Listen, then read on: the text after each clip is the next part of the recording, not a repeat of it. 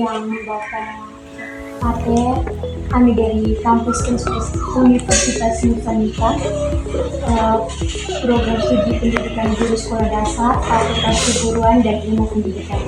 Kami mendapatkan tugas dari dosen mata kuliah pendidikan Pancasila untuk mewawancarai mengenai implementasi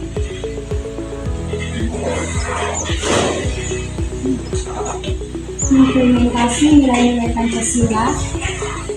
Di situ ada tiga tokoh. Yang pertama dari agama, yang kedua pendidikan, dan yang ketiga politik. Kami ke sini karena kami akan mewawancari Bapak Pater dari tokoh agama. Baik, sebelum lanjut ke pertanyaan, izinkan kami untuk memperkenalkan diri kami masing-masing. Dan sebelum kami memperkenalkan diri kami, kami memberikan kesempatan kepada Bapak Pater untuk memperkenalkan. Oke, terima kasih. Jadi saya sendiri Pater John Potenjo SP, yang dari Biara Pater Penerbitan di sini. Di tingkat Palusan dikenal dengan JRSP, Seribuara Sempo. Jadi itu singkat tentang Biara.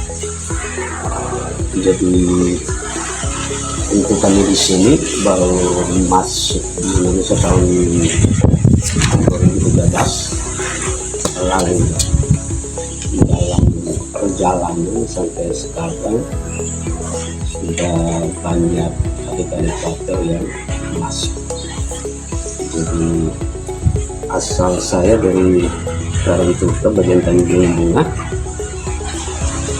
Dulunya karena belum ada biara di sini dari 2002 sampai 2012 di sini sahabat peneliti.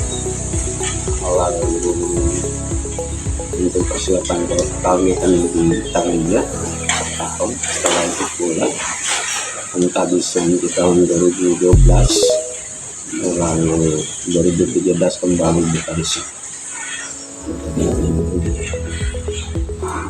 Untuk biara dan ibu saya, lalu kita lanjut. Oke, saya Oktaviani Angelin.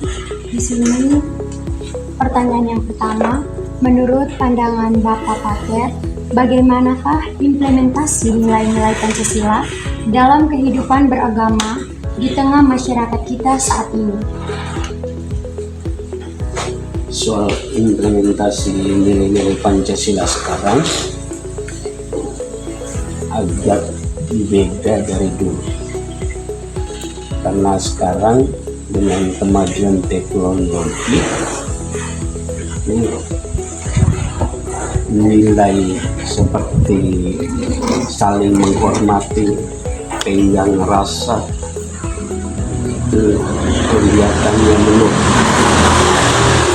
karena anak-anak sejak SD itu contoh macam HP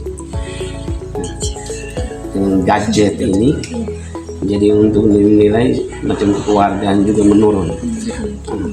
Semua jadi dulu gadget itu mendekatkan orang, tapi sekarang gadget itu malah menjauhkan orang. Jadi contohnya dalam keluarga, masing-masing dengan HP. Dulu kan berbicara, dulu berbicara sharing. Kadang macam anak pulang sekolah, orang tua tanya bagaimana di sekolah tadi. Tapi sekarang anak-anak pulang makan, duduk, mulai pegang HP. Biar orang tua kakak ada di samping masing-masing dengan HP. Akhirnya kekeluargaan, komunikasi itu nilainya menurun. Jadi salah satu nilai dari Pancasila yang sekarang menurun itu nilai kekeluargaan, nilai komunikasi. Lalu dengan demikian berarti saling menghormati ini dengan sendirinya nilainya menurun. Karena itu anak-anak dimanjakan dengan apa.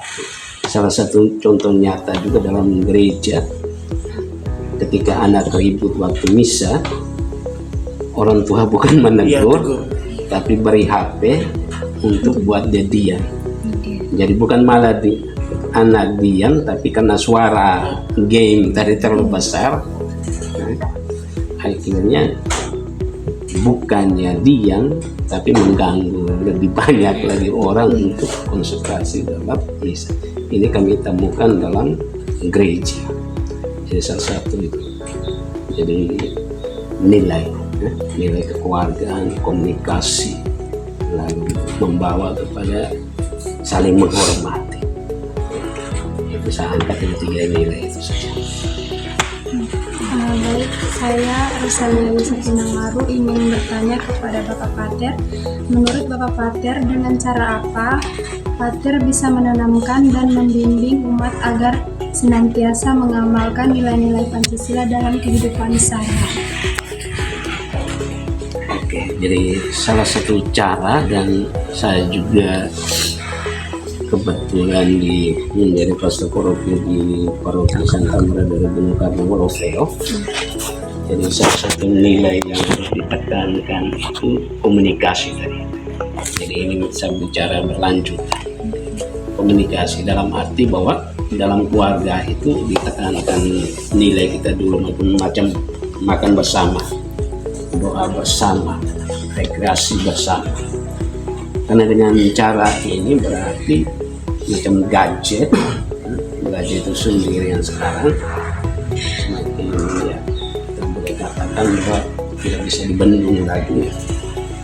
Makanya nilai kekeluargaan itu harus ditanam dalam keluarga sejak dini. Karena kadang bapak makan sendiri jalan, anak makan sendiri jalan, mama makan sendiri lalu cuci piring. Ini kenyataan yang kita temukan. Jadi yang saya katakan di komunikasi. Komunikasi. Karena dengan komunikasi ini semuanya akan kembali menjadi baik, sehingga saling mendengarkan. Ketika saling mendengarkan berarti wujud nilai yang kita mau bangun soal kebersamaan itu akan terjadi. Jadi komunikasi menurut saya ditekankan di sini supaya hal-hal macam sekarang yang kita ngomongin tentang gadget ini, apalagi HP ini ditekan. Dan ketika kita duduk bersama saling bicara dan menanggapi, komunikasinya lancar, berarti bukan berarti kita lepas gadget, tidak. Tapi saat yang mana kita harus menggunakan. Jangan sampai seperti yang katakan tadi, dulu mendekatkan orang, sekarang menjauhkan. Karena biar bersama tapi komunikasi tidak ada. Selamat sore Ibu, kami dari kampus Universitas Nusa Nipa, program studi pendidikan guru sekolah dasar, Fakultas Keguruan dan Ilmu Pendidikan. Tujuan kami datang ke sini untuk mewawancarai Ibu dari Toko Pendidikan mengenai implementasi nilai-nilai Pancasila dari mata kuliah Pendidikan Pancasila. Oke, sebelum kita lanjut ke pertanyaan, sebelum lanjut ke pertanyaan, Ibu bisa memperkenalkan diri dulu. Oke, baik. Selamat sore semuanya, adik-adik. Oke. Sudah diucapkan terima kasih ya. Sudah mempercayakan Ibu sebagai salah satu dan sudah dari Toko Pendidikan ya. Oke, baik. Perkenalkan, nama saya Arnestina Ernawati, biasa disapa Ibu Elsie. Saya seorang guru matematika di SMP Negeri 1 Maumere. Mungkin sekian perkenalan dari saya. Ya, kita lanjutkan kepada teman kita untuk memperkenalkan namanya. Baik, perkenalkan nama saya Serafini Suwelan, biasa disapa Arvino. Saya Rosalia Yusufina Maru, biasa dipanggil Ina. Saya Octaviani Angelin, biasa dipanggil Angelin. Saya Yohanes Gary Gaga, biasa dipanggil Jackson. Saya Maria Rosalina Tivinaria, biasa dipanggil Irna. Irna. Ibu boleh tanya ibu sebentar deh. Kalian semester berapa nih? Semester Dua. Oh, baru semester 2. Oke, semangat. Oke, silahkan. Siapa nih yang mau tanya ibu duluan? Oke, Afrino ya. Di sini saya mau bertanya kepada Ibu, apa makna dari implementasi nilai-nilai Pancasila dalam kegiatan pembelajaran serta kehidupan di lingkungan sekolah? Oke, terima kasih Afrino ya.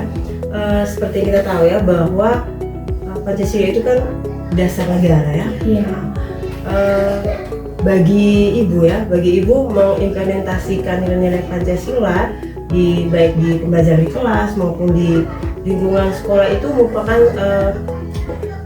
itu sangat bermakna karena menghidupkan kembali ya dasar-dasar negara itu, makna-makna dasar negara kepada adik-adik di jenjang sekolah dasar menengah ya, khususnya kami di SMP ya. Ini menjadi suatu, harusnya implementasi harus menjadi budaya sekolah.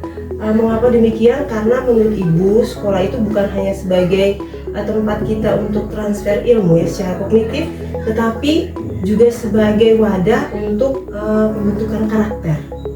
Sehingga sangat bermakna sekali bahwa kita untuk mengimplementasikan nilai-nilai Pancasila di lingkungan sekolah maupun pembelajaran sebagai wadah untuk pembentukan karakter. Nah, itu bagi seperti itu maknanya. Terima kasih. Saya akan melanjutkan pertanyaan yang kedua. Bagaimana strategi ibu dalam mengajarkan dan mengaktualisasikan setiap sila Pancasila baik di dalam kelas maupun di lingkungan sekolah? Oke, Inai? Oke. Kalau strategi ya, saya guru matematika ya, saya tidak mungkin di kelas berceramah tentang apa itu Pancasila, nilai-nilai Pancasila seperti apa, tetapi strategi saya adalah penerapan itu di metode pembelajaran. Mungkin sedikit ya contoh-contoh, misalnya kalau sila pertama ya, ketuhanan yang Maha Esa. Jadi itu mungkin saya strateginya itu saya sisipkan dengan pembiasaan untuk berdoa ya sebelum dan sesudah pembelajaran menurut agama masing-masing peserta didik. Terus kalau sila kedua apa sila kedua? Ayo. Kemanusiaan dan beragama. Metode ibu di situ ibu sisipkan mereka ada saling tolong menolong ya. Ada mau bilang ya kalau dalam pembelajaran itu strategi kayak tutor sebaya.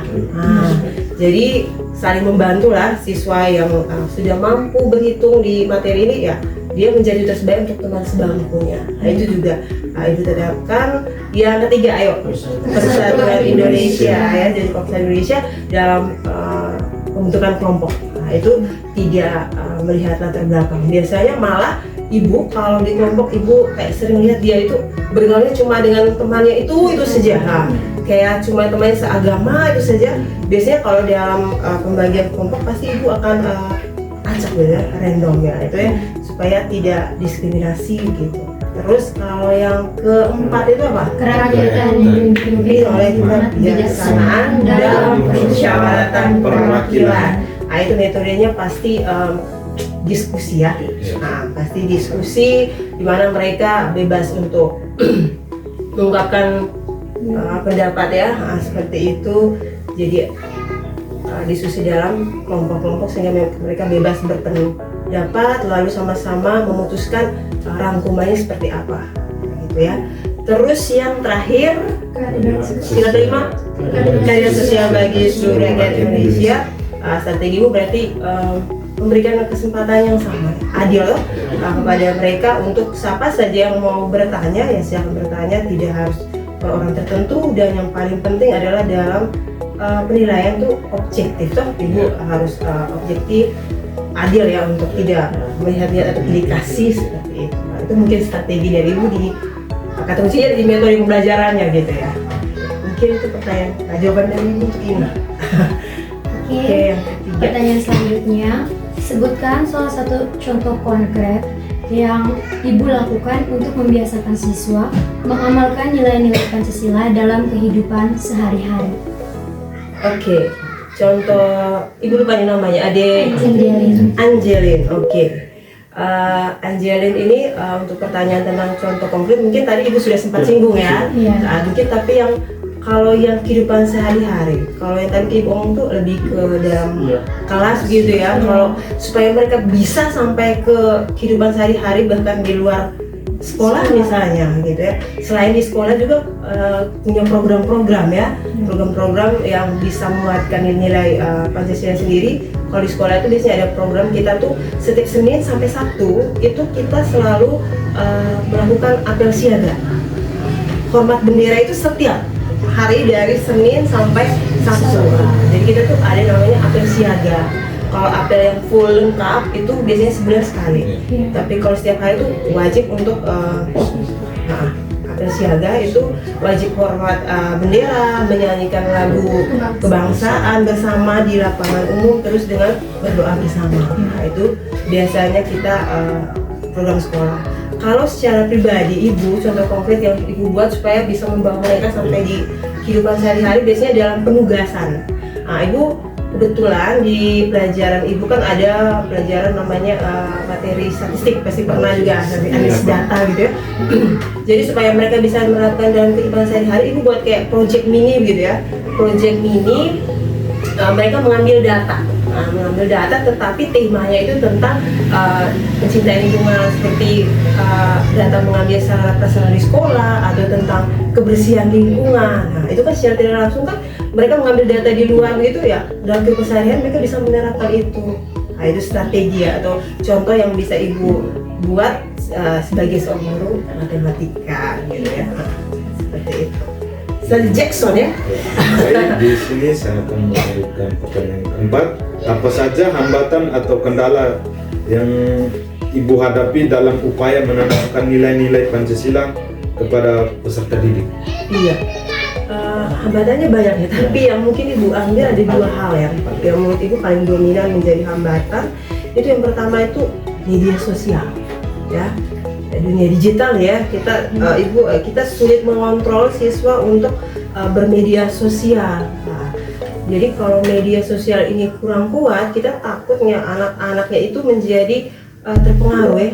Mereka menjadi terbawa arus global begitu sampai menghilangkan nilai-nilai tadi. Walaupun di sekolah kita sudah berusaha untuk itu, tetapi yang menjadi hambatan itu bermedia sosialnya itu di luar sekolah kita susah untuk mengontrol. Nah, bagi Ibu salah satunya itu di dunia digital.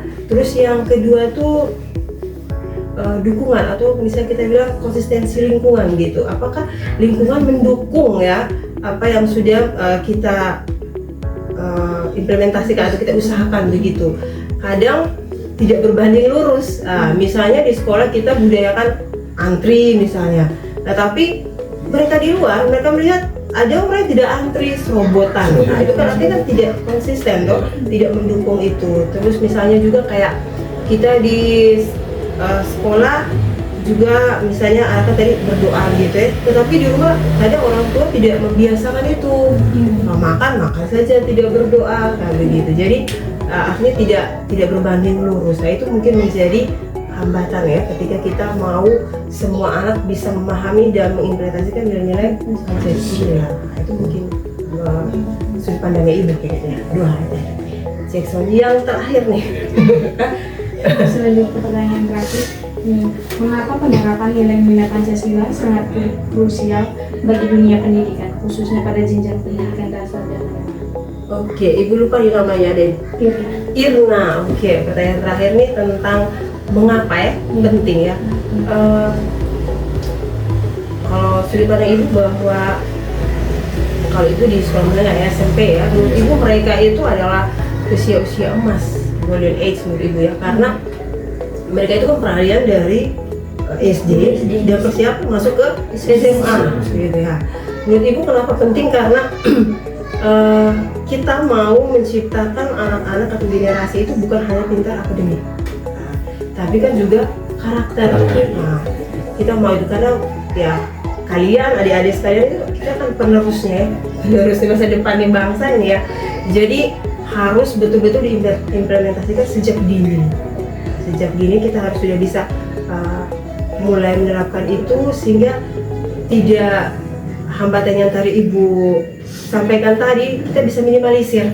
Mereka sudah kuat dari dini, sehingga besarnya kita berharap mereka menjadi orang-orang yang punya karakter baik ya, punya rasa toleransi yang tinggi, ya nilai-nilai Pancasila tadi, berketuhanan, berkeadilan dan seterusnya. Jadi kita tidak hanya menginginkan yang akademis saja yang pintar, tapi secara karakter juga pintar, sehingga penting untuk kita implementasikan di sekolah dasar dan menengah. Jadi mungkin informasi juga buat adik-adik bahwa di sekolah juga kita sekarang itu ada namanya proyek-proyek kurikuler. Nah itu kita juga harus memuat di dalamnya itu, tujuannya itu penguatan karakter tadi, sisipan kita nilai-nilai Pancasila tadi. Itu harus juga kami di sekolah ada itu kurikuler namanya.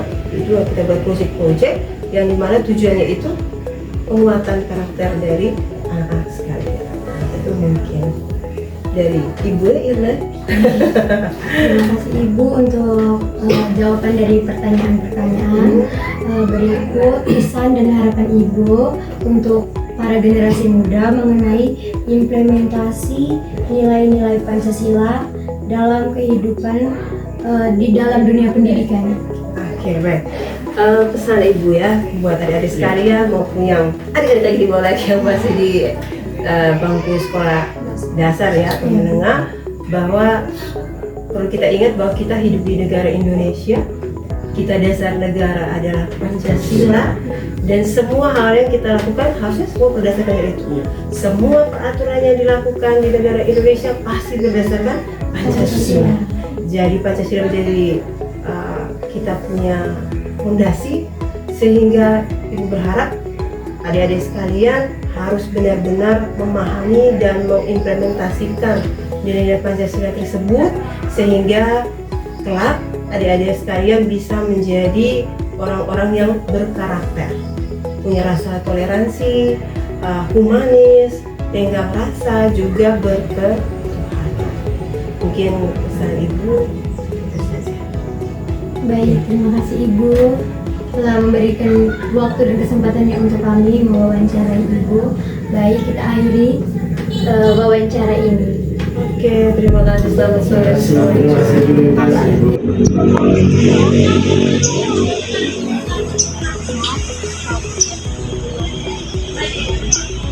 Kami mendapatkan tugas dari dosen mata kuliah pendidikan Pancasila, di mana kami turun untuk mewawancarai dari 3 tokoh, pertama agama, pendidikan, dan dari komunitas. Kami memilih untuk mewawancarai ketua BMNI. Baik, sebelum lanjut ke pertanyaan, kami ingin memperkenalkan diri kami. Sebelum kami memperkenalkan diri kami meminta. Baik, selamat pagi. Assalamualaikum warahmatullahi wabarakatuh. Pertama, dari JMNI menyampaikan banyak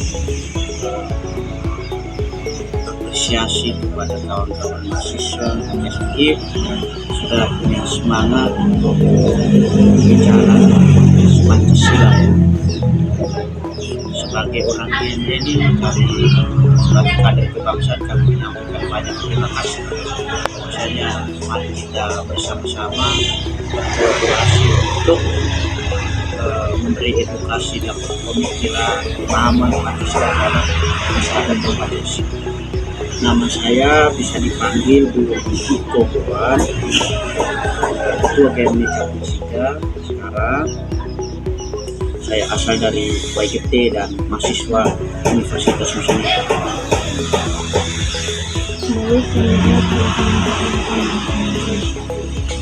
Saya Sulaiman Sawina. Saya Yohanes Berjaga.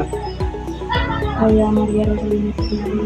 Saya Fatima Angelin dan mewakili teman kami yang sedang video. Maria Yosefina. Baik, kita lanjut saja ke pertanyaan. Pertanyaan pertama dari saya, menurut Abang selaku ketua, apa makna menerapkan nilai-nilai Pancasila dalam setiap kegiatan dan kebijakan di dunia? Dalam pemikiran Bung Karno dalam politik terkenal dengan filsafat dan pandangan hidup Weltan Sau. Itu ada di dalam pidato Bung Karno 1 Juni 1945, yang mana pertama Bung Karno bicara dalam konteks politik itu bagaimana harus berdikari. Maka di dalam berdikari ini kita harus semua untuk semua, politik semua untuk semua. Jadi politik itu adalah kekuasaan yang kemudian merebut ketika para elit politik yang sudah mendapatkan kekuasaan itu, mereka sewajarnya harus menjalankan politik semua untuk semua. Bahwasanya perjuangan itu dari semua kita, untuk semua kita, untuk masyarakat berbangsa dan bernegara. Tidak bisa politik satu untuk golongan atau semua untuk golongan, individualisme atau liberalisme di situ. Yang kedua menurut Bung Karno adalah politik gotong royong. Di dalam politik gotong royong ini kita harus bagaimana harus jalan mulai dari kantor ke pasar, dari pasar ke pemukiman warga, mengadvokasi, mendengarkan aspirasi yang kemudian menyampaikan di ruang-ruang rapat. Itu menjadi satu rekomendasi dari masyarakat yang diterima oleh DPR, oleh bupati, yang kemudian secara gamblang harus kepentingan bersama. Itu yang Bung Karno bicara bahwa filsafat dan pandangan hidup bangsa, Max Warming dan Max Landing.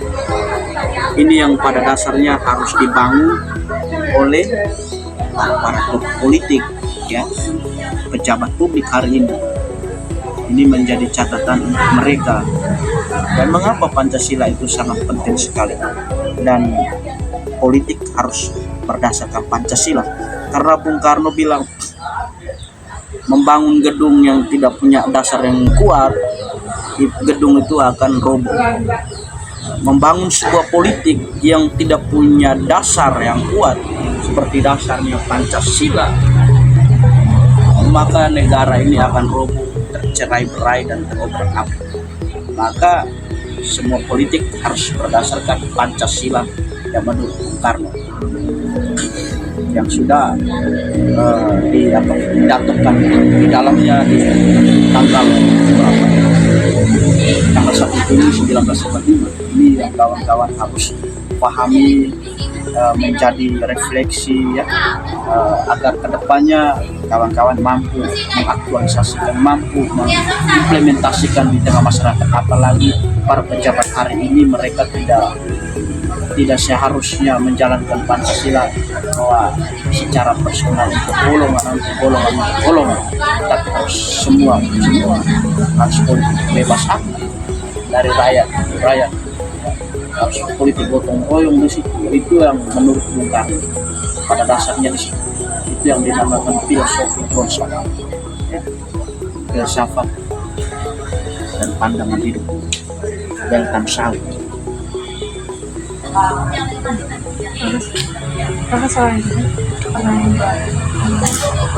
Bagaimana cara kakak menjalankan sila-sila Pancasila dalam tugas kakak sebagai tokoh politik dan kehidupan sehari-hari?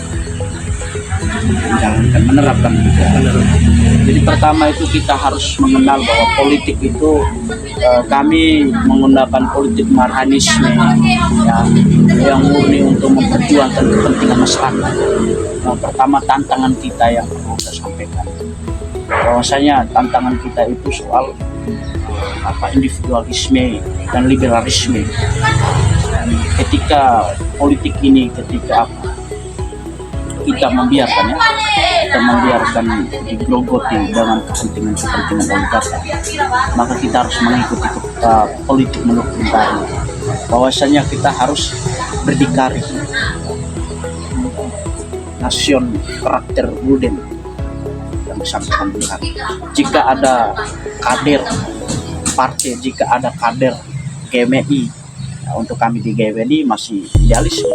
Jika ada kader yang mempertaruhkan atau memperjuangkan untuk merebut sebuah kekuasaan politik yang kemudian dengan isu sara, maka itu harus ada peringatan keras.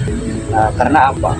Melihat kita Nusantara, semangat Nusantara itu adalah bagaimana satu dan kesatuan. Kita merepublikkan di dalam jiwa dan diri kita, agar kita dinamakan nasionalis, internasionalisme. Internasionalisme itu bagaimana kita harus hidup dengan semangat itu dari kita semua, oleh kita semua, untuk kita semua. Kemudian di dalam nasionalisme itu Bung Karno menolak chauvinisme. Itu, tapi Bung Karno masih melihat melihat soal bagaimana beragam suku, bangsa, golongan. Kita itu disatukan di dalam semangat nasionalisme itu. Maka pada dasarnya bahwa teman-teman harus betul-betul menjalankan politik, ya. Bagi para pejabat politik hari ini harus menjalankan politik sesuai dengan politik Bung Karno, ya. Sesuai dengan politik Bung Karno, bahwasanya berdikari, gotong royong, itu yang hal yang sangat mendasar. Karena ketika itu yang ditanamkan dalam jiwa raga anak bangsa atau para politik, kemudian ketika pertanyaan ini dipertanyakan kepada kami orang Yemen, sudah sewajarnya bahwa kami secara idealnya bicara dalam kepentingan masyarakat, maka kami bergening, kami bisa berjuang dengan alat perjuangan politik kami, yaitu soal marhanisme. Karena musuh kita itu bukan terhadap sesama kita, tetapi musuh kita itu terhadap kemiskinan, ketidakadilan, dan ketidaksejahteraan masyarakat. Itulah yang menjadi satu hal yang menjadi musuh kita Yemen ini. Maka ideologi marhanisme itu yang menentang segala penindasan manusia atas manusia, menentang segala penindasan bangsa atas bangsa. Maka di tengah tantangan zaman hari ini dan situasi geopolitik dalam politik internasional hari ini, kami Gerakan Mahasiswa Nasional Indonesia sangat bagaimana menjaga nilai persatuan dan membawa semangat bangsa agar bagaimana kita tetap mencerminkan nilai Pancasila di tengah tantangan zaman hari ini. Itulah sikap kami. Kemudian di tengah-tengah kebijakan pemerintah yang melenceng daripada harapan atau ekspektasi masyarakat negara kesatuan Republik Indonesia, secara skop kecilnya itu adalah masyarakat Kabupaten Sika, maka GMI Sika tindak tegas dan kecam keras terhadap tindakan-tindakan atau kebijakan yang kemudian tidak meminimalisir atau memaksimalkan soal pembangunan daerah, soal perut rakyat. Karena apa? Pemerintah harus berjalan mulai dari kantor atau gedung menuju pasar, gedung menuju kebun tani, gedung menuju pemukiman warga, harus lahir daripada masyarakat yang kemudian kembalinya kepada masyarakat. Itulah politik nasional Askebening yang menurut Bung Karno sudah Bung Karno sampaikan bahwasanya ketika politik tidak dibangun dengan sebuah dasar yang kuat, maka negara atau politik itu akan dan politik itu tidak mencerminkan kerakyatan, bukan politik kerakyatan, tapi politik yang lahir daripada oligarki. Dan kita menentang semua tindakan-tindakan oligarki yang dilakukan selama ini. Maka sebagai politik dan sikap Gerakan Mahasiswa Nasional Indonesia cabang Sika, kita akan tetap mengkonsolidasi, kita tetap mengadvokasi menggunakan ideologi marhanisme atau politik marhanisme. Kita akan bagaimana berjuang keras untuk kepentingan masyarakat Kabupaten Sika dan masyarakat Indonesia dari setiap isu-isu yang ada yang kemudian melenceng daripada harapan atau ekspektasi masyarakat. Maka kita akan bagaimana bersuara dan tindak tegas terhadap semua hal yang terjadi. Bagi kami adalah kepentingan dan memenangkan kaum lain akar rumput yang paling utama. Karena musuh terbesar itu adalah miskin, ketidakadilan, dan ketidaksejahteraan. Bagi Pancasila adalah musyawarah dan mufakat, keadilan, persatuan itu yang harus ada di tengah lingkungan masyarakat.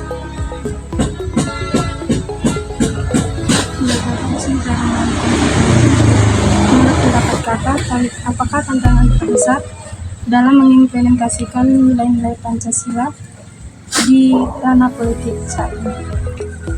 Ya, ini masih kolerasi dengan pertanyaan yang kedua. Ketika pertanyaan kedua itu saya sudah sampaikan bahwa politik itu dia harus dia harus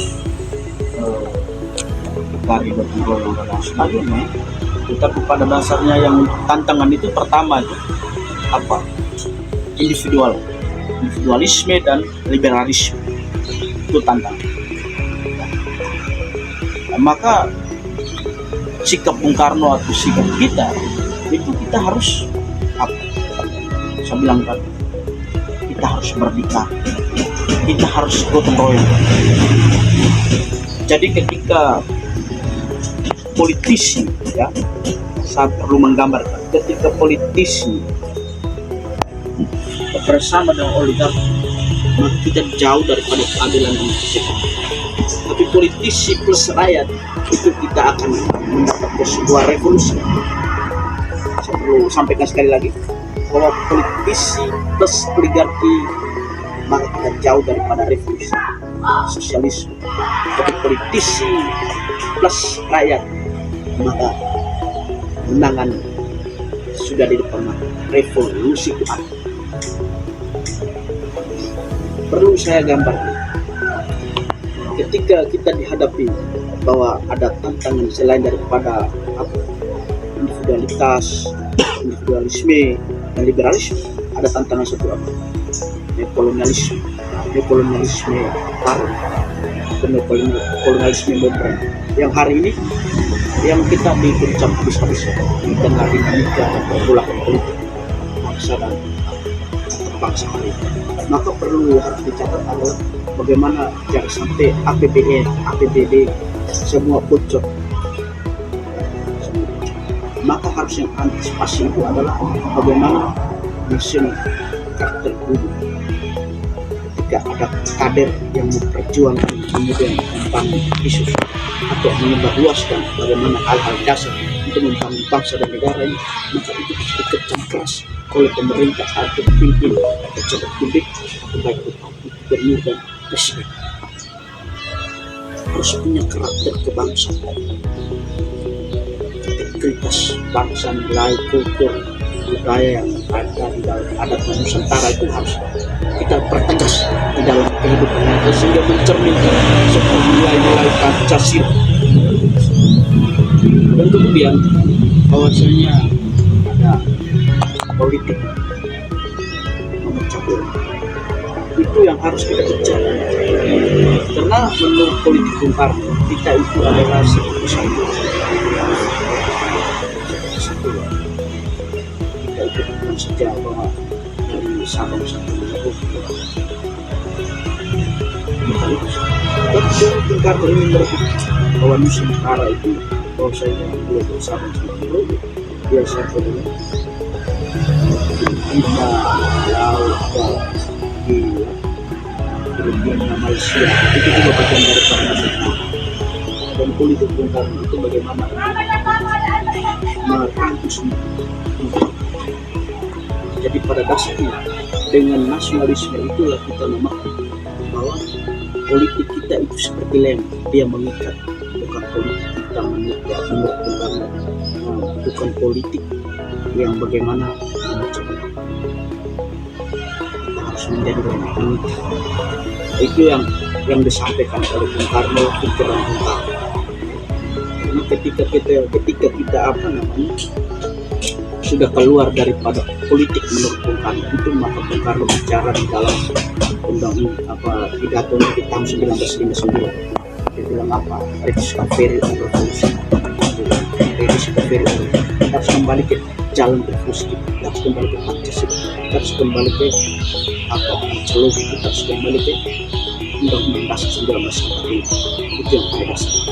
Maka ketika pemerintah mengambil sebuah kebijakan untuk rakyat, yang kemudian bahwa para politisi plus oligarki, apakah kita harus melawan dengan tinggi sekuler. Pemerintah harus berpikir dan berpikir lagi, bentuk dan dibentuk lagi. Ini yang pada dasarnya harus kita jalan. Ya. Lalu di tengah tantangan satu lagi, bagaimana untuk memecah belah bangsa. Ya. Memecah belah bangsa yang saya bilang, kalau ketika pemerintah tidak punya nasional karakter tinggi, itu yang bagaimana ketika kita hadapi dengan dokumen kesepakatan yang hari ini kita tidak tahu jelas bahwa siapa kepentingan di balik dokumen. Ada eksploitasi itu bukan saja di Papua, tapi eksploitasi itu ada di Sumatera, ada di Kalimantan, ada di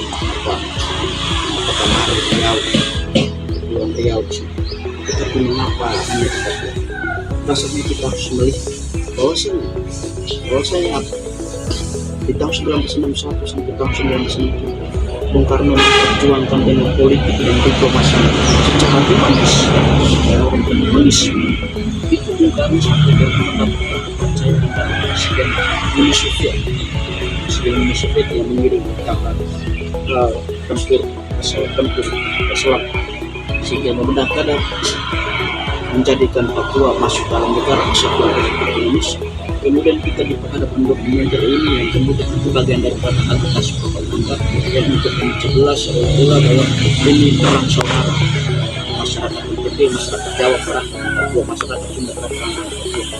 Tapi bagaimana kebijakan pemerintah untuk apa? SA, pangan dan lain sebagainya di sana. Itu bagaimana untuk menjadikan Indonesia itu tidak impor lagi. Indonesia harus ekspor. Ketika pemerintah punya kebijakan itu, asing punya ketakutan di situ. Maka mereka menggunakan agen CPI, intelijen. Maka NGO atau lain sebagainya mendapatkan akomodasi dari asing yang punya kepentingan untuk meraup perempuan di sini untuk memecah belah isu-isu itu. Nasionalis, internasionalis harus ada di dalam diri jiwa para politisi. Hari ini harus kuat.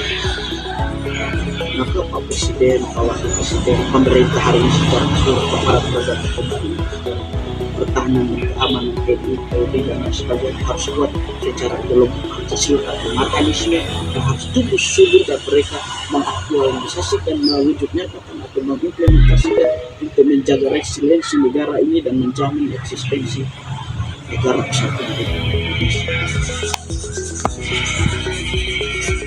Baik, di sini saya akan mengajukan pertanyaan keempat. Kakak, apakah ada contoh nyata kebijakan atau tindakan yang pernah dilakukan yang mencerminkan penerapan nilai Pancasila? Dalam bentuk yang kebijakan yang negatif, positif, Yang positif saja. yang mencerminkan dia.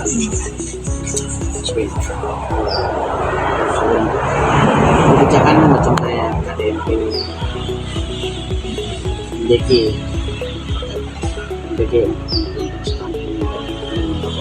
menunjukkan mempersiapkan generasi dan kemudian KDMP bagaimana mengatasi ayat. Tetapi ada satu hal yang menjadi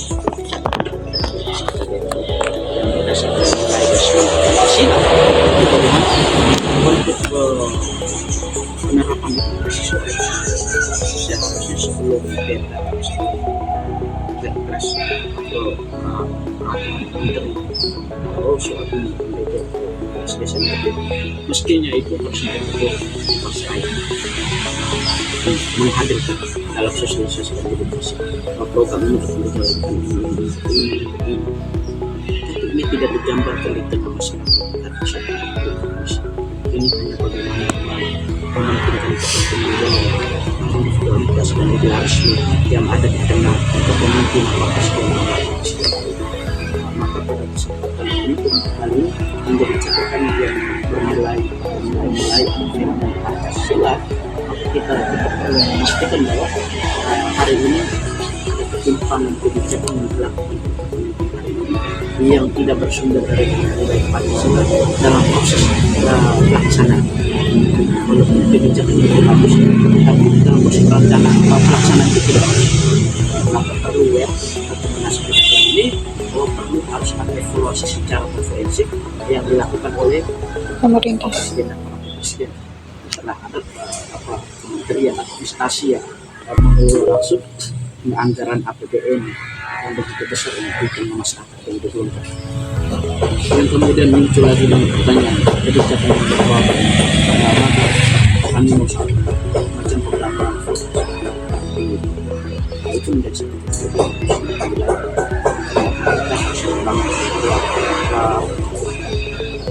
menjaga kita sebagai anak sosial keseluruhan tidak boleh harus membangun dibangun.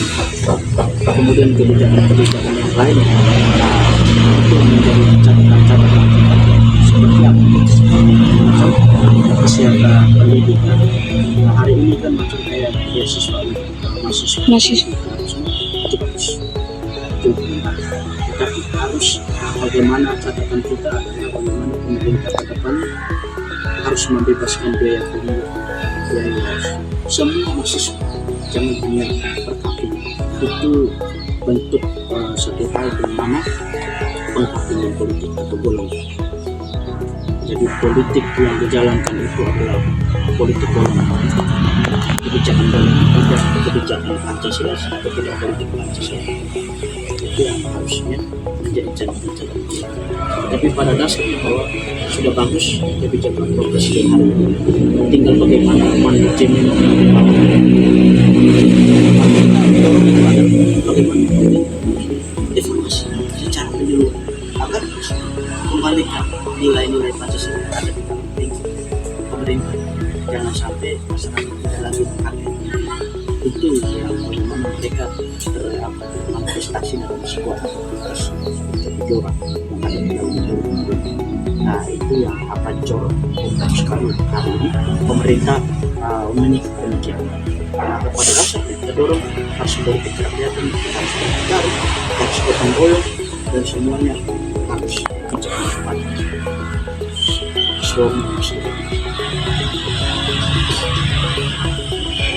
Baik, selanjutnya dari saya, mengapa penerapan nilai Pancasila dianggap penting? Untuk menjaga keutuhan dan kepercayaan masyarakat terhadap dunia politik. Baiklah, dia sangat penting sekali. Yang pertama dia sangat penting sekali bahwasanya kita harus menjalani politik dengan nilai-nilai prinsip untuk menjaga kesatuan. Maka sebelum tadi kita politik itu artinya semua untuk semua. Kita politik itu harus gotong royong. Maka seperti sudah terangkan tadi bahwa apabila ada kader GMI yang mencalonkan diri sebagai politisi, ya, setelah atau pasca dia habis berGMI aktif, kemudian dia politik sara atau agamis atau golongan, maka itu harus ada tindak tegas dan peringatan keras. Karena politik kita itu semua untuk semua, politik kita itu harus kayak lem dan rem. Kita harus mengikat, bukan politik kita untuk memecah belah dan menguntungkan golongan partai, golongan uang, golongan tertentu. Tapi kita politik itu harus oleh rakyat untuk rakyat. Itu yang menjadi satu hal dasar. Dan kemudian pada dasarnya itu kawan-kawan muslim kita ini muslim. Jadi Nusantara artinya ada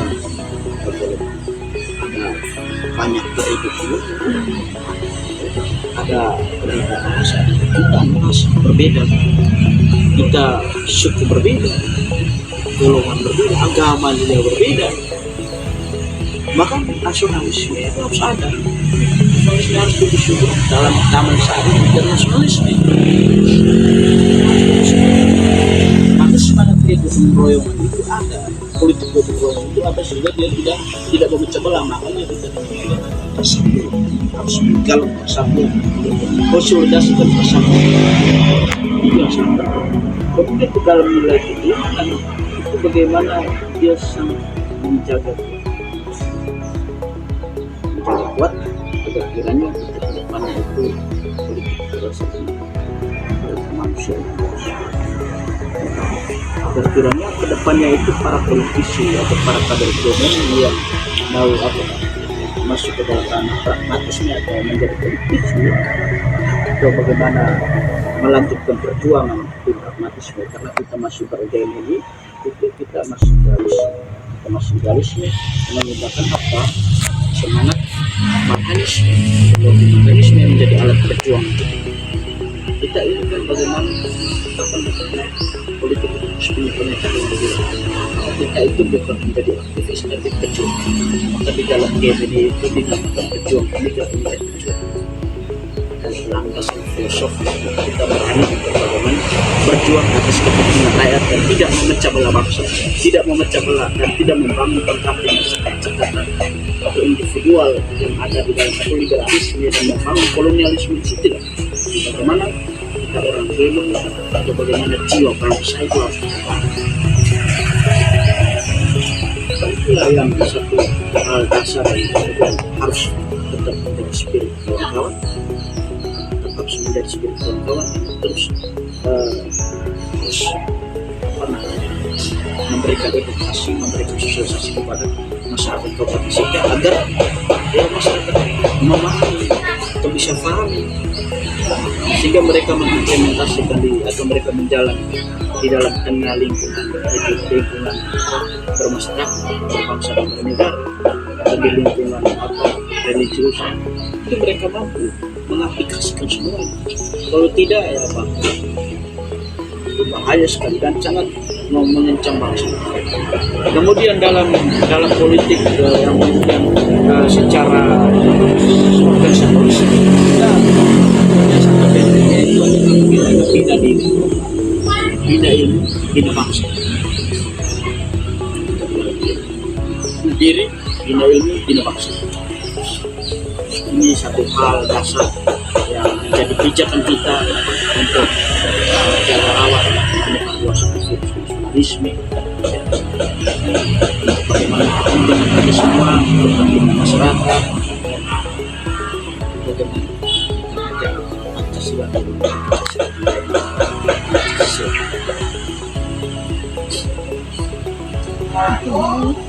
Selanjutnya, pesan bagi suratan kakak untuk para generasi muda dalam mengimplementasikan nilai-nilai Pancasila. Pesan saya pertama itu adalah harus punya banyak referensi tentang Pancasila atau Marxisme, yang kemudian harus berani untuk memahami Pancasila atau Marxisme dan berani untuk mengaplikasikan atau mengimplementasikan di tengah lingkungan masyarakat. Pemuda harus berani berjuang. Hidup yang tidak dipertaruhkan tidak akan pernah dimenang. Karena dia bicara bahwa kita beri aku 1000 orang tua, aku ucap Semeru dari Jakarta. Beri aku 10 pemuda, maka aku ucap Kebuli. Beri aku 10 pemuda, maka aku ucap Kebuli. Lalu di mana dengan deklarasi para pemuda di Oktober 1998 itu bagaimana pemuda mendeklarasikan dirinya yang begitu mereka kompak, karena dulu itu berjuang sendiri-sendiri, tapi mereka semua pemuda kompak sampai dengan Indonesia semua. Jadi kita tidak boleh egois, kita tidak boleh ambisius, kita tidak boleh fanatisme dan lain sebagainya. Jadi bagaimana semua untuk semua gotong royong harus berdikari sebagai pemuda. Dan akhirnya saya bilang sampaikan bahwa pemuda harus dibekal dengan apa? Disiapkan dengan apa? Bina diri, bina ilmu, dan bina bangsa. Itu saja pada dasarnya. Jangan lupa untuk actionnya harus belajar di organisasi. Organisasi mana saja harus belajar. Karena apa? Pastikan 30% kalian dapat di kampus, 70% itu kalian dapat di office. Belajar dan kalian akan mampu melakukan program yang ketiga juga pengabdian pada masyarakat. Ketika kalian belajar macam kayak kami, ketika kami sudah punya ideologi, kami advokasi, kami analisis, kami kaji, kami bedah, setelah itu kami melahirkan sebuah rekomendasi kepada kalian. Kadang kami sampai turun ke jalan lakukan aksi berjuang untuk pengayaan itu bentuk pengabdian kayak gini terhadap masyarakat manusia. Pertanyaannya kawan-kawan pemuda hari ini siap atau tidak mampu abdi? Pertama pada dasarnya itu berkali dengan kerak yang disampaikan oleh kita harus berani punya karakter yang kuat, mental yang kuat. Itu saja harapan saya. Titip salam untuk Bapak dosen, semua pihak di kampus, bagaimana tali silaturahmi yang harus kita sudah jalankan tetap dijaga rawat. Ini bagian daripada semangat Pancasila dan kita menjalankan nilai Pancasila di tengah lingkungan masyarakat berbangsa dan bernegara. Mungkin itu saja yang bisa kita sampaikan. Kembali lagi menyampaikan